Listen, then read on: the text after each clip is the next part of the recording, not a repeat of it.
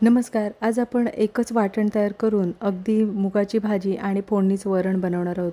अतिशय चविष्ट असे हे दोन्ही पदार्थ तयार होतात. तर मुगाची भाजी न खाणारे सुद्धा आवडीने खातील अशी ही मुगाची भाजी तयार होते. एक वाटी आपण तुरीची डाळ स्वच्छ धुवून झाल्यानंतर 10 ते 15 मिनिटांसाठी भिजवून घेतलेली आहे.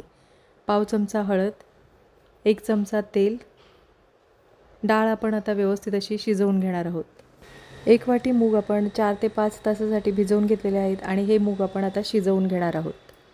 भाजी आणि वरणासाठी आपण इथे एकच वाटण तयार करून घेणार आहोत. तर ओलं खोबरं अर्धी वाटी, 5 ते 6 लसूण पाकळ्या आणि 1 चमचा जिऱ्याचा वापर करणार आहोत.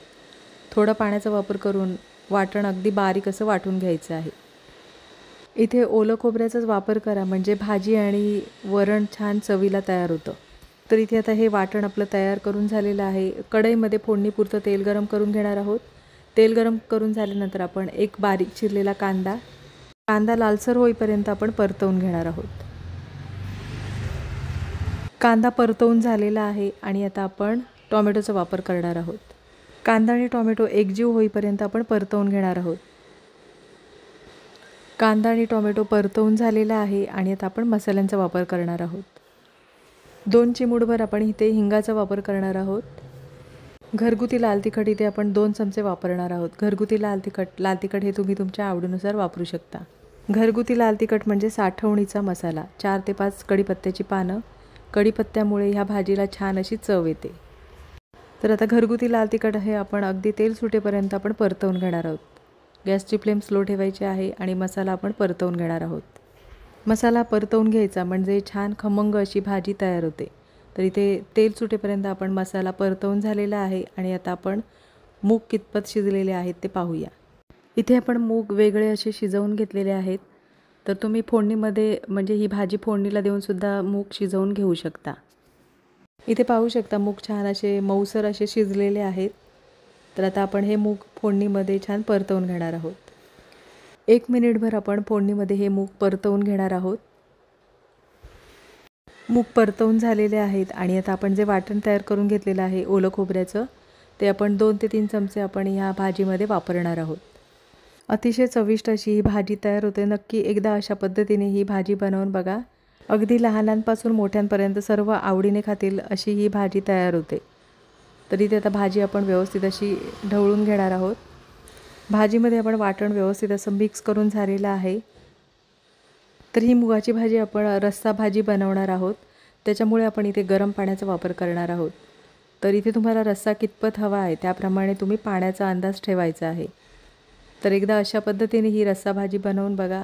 तर ही रस्सा भाजी तुम्ही अगदी चपातीबरोबर, भाकरीबरोबर किंवा भाताबरोबर सुद्धा खाऊ शकता. तर इथे आपण गरम पाण्याचा वापर केलेला आहे म्हणजे छान तर्रीदार अशी भाजी तयार होते. तर इथे आता चवीनुसार मिठाचा वापर करणार आहोत. चवीनुसार मीठ टाकल्यानंतर आपण एकदा भाजी व्यवस्थित अशी ढवळून घेणार आहोत. भाजी ढवळून झालेली आहे आणि आता भाजीवर झाकण ठेवून अगदी 2 ते 3 मिनिटांसाठी आपण स्लो गॅसवर वाफ देणार आहोत. तर इथे 2 ते 3 मिनटं झालेली आहेत. झाकण काढून पाहूया. तर इथे मुगाची रस्सा भाजी छान तयार झालेली आहे. नक्की रेसिपी बनवून बघा. तर वरून बारीक चिरलेली कोथिंबीर आणि इथे आता गॅस बंद करायचा आहे. तर एकदा ही रेसिपी नक्कीच बनवून बघा आणि कमेंटमध्ये मला नक्कीच सांगा. भाजी छान तयार झालेली आहे आणि आता आपण फोडणीचं वरण बनवणार आहोत. तर इथे तुरीची डाळ कितपत शिजलेली आहे ती पाहूया. तर इथे पाहू शकता डाळ छान अशी शिजलेली आहे आणि आता आपण ती डाळ घोटून घेणार आहोत. डाळ घोटल्यामुळे काय होतं एकसारखी अशी तयार होते. तर इथे डाळ छान शिजलेली आहे आणि आता आपण डाळ गरम असतानाच अशा पद्धतीने घाटून घ्यायची म्हणजे डाळ एकसारखी अशी तयार होते. फोडणीचं वरण तुम्हाला कितपत घट्ट किंवा पातळ हवं आहे त्याप्रमाणे तुम्ही गरम पाण्याचा वापर करायचा आहे. तर डाळ शिजल्यानंतर गरम पाण्याचाच वापर करा म्हणजे डाळ एकसारखी अशी छान तयार होते. गरम पाण्याचा वापर केल्यानंतर डाळ आपण मिक्स करून घेणार आहोत. डाळ व्यवस्थित अशी आपण मिक्स करून झालेली आहे आणि आता आपण फोडणी करून घेणार आहोत. फ्रायपॅनमध्ये आपण फोडणीपुरतं तेल गरम करून घेणार आहोत. तेल गरम झाल्यानंतर पाव चमचा मोहरी छान तडतडू द्यायची आहे. मोहरी छान तडतडल्यानंतर आपण 4 ते 5 कढीपत्त्याची पानं आपण फोडणीमध्ये परतवून घेणार आहोत. इथे आवडत असल्यास तुम्ही लाल मिरचीचा वापर करू शकता. इथे मी फोडणीमध्ये काश्मीरी लाल मिरची तुकडे करून घेतलेले आहेत. हिरवी मिरची आपण इथे 2 मिरच्यांचे तुकडे छोटे असे करून घेतलेले आहेत. अतिशय चविष्ट अशी ही डाळ तयार होते. नक्की रेसिपी बनवून बघा. आणि एक बारीक चिरलेला टोमॅटो. इथे पण फोडणीमध्ये लसूण न वापरता वाटणामध्ये वापरलेलं आहे. इथे आता स्लो गॅसवर आपण फोडणी परतवून झालेली आहे. गॅसची फ्लेम स्लो ठेवायची आहे म्हणजे फोडणी छान खमंग तयार होते. तर इथे आता फोडणी परतवून झालेली आहे. फोडणी परतवून झाल्यानंतर आपण जे वाटण तयार करून घेतलेलं आहे ओलं खोबऱ्याचं, ते वाटण आपण 2 ते 3 चमचे आपण इथे वापरणार आहोत. फोडणीमध्ये आता छान आपण वाटण परतवून घेणार आहोत. फोडणीमध्ये आपण पाव चमचा इथे हळदीचा वापर करणार आहोत. फोडणीमध्ये आता हळद आपण परतवून घेणार आहोत. फोडणी अगदी 1 मिनिटभर आपण परतवून घेणार आहोत. गॅसची फ्लेम स्लो ठेवायची आहे. आणि इथे फोडणी तयार झालेली आहे.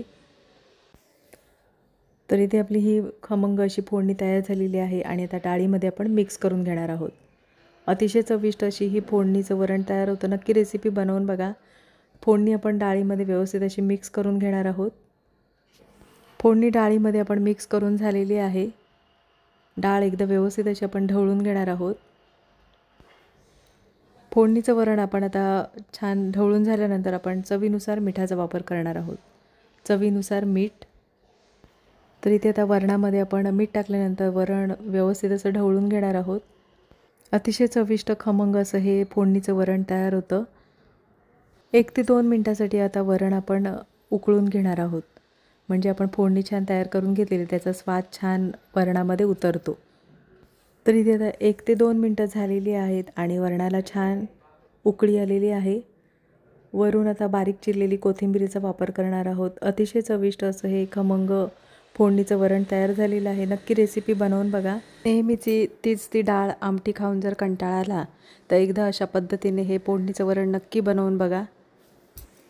इथे आता गॅस बंद करायचा आहे आणि गरमागरम असं वाफाळतं फोडणीचं वरण तयार आहे. तर इथे मुगाची छान झणझणीत चमचमीत अशी भाजी तयार झालेली आहे. फोडणीचं वरण आणि मस्त गरमागरम असा भात. तर नक्कीच रेसिपी एकदा बनवून बघा आणि कमेंटमध्ये मला नक्कीच सांगा.